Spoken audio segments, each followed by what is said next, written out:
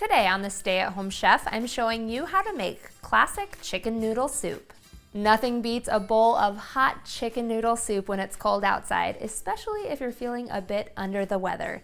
To start, you'll need to prep some ingredients. You'll need about a cup of sliced celery, a cup of sliced carrot, 3/4 to a cup of diced onion.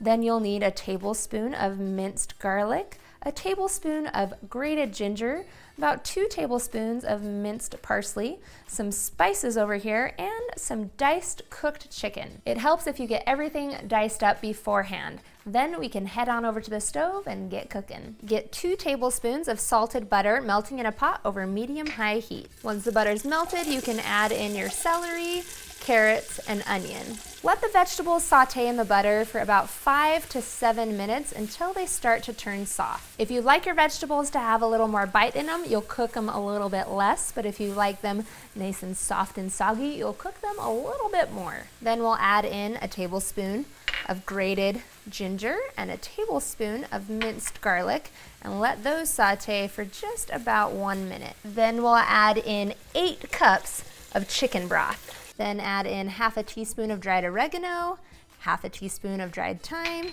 half a teaspoon of black pepper, and just a little bit of salt because we'll be adding salt to taste. The exact amount of salt that you add will depend on how much sodium is in your broth already. It's hard to give you an exact amount on this, so start out small and add salt to taste.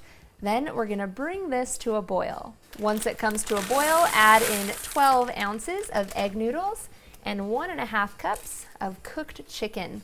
And we're gonna stir this and let it cook until the noodles are tender. Last, you'll just turn off the heat and stir in 2 tablespoons of chopped parsley, and you are ready to eat.